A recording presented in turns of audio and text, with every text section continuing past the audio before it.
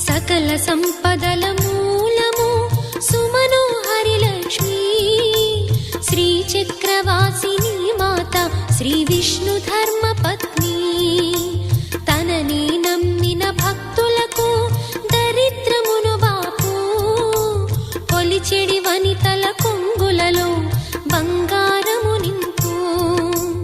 అష్టలక్ష్ముల రూపున అవతారం దాల్చినది కష్టములను తొలగించగా భూమిలో వెలసినది లక్ష్మీదేవి కథ శ్రీ లక్ష్మీదేవి కథ లక్ష్మీదేవి కథ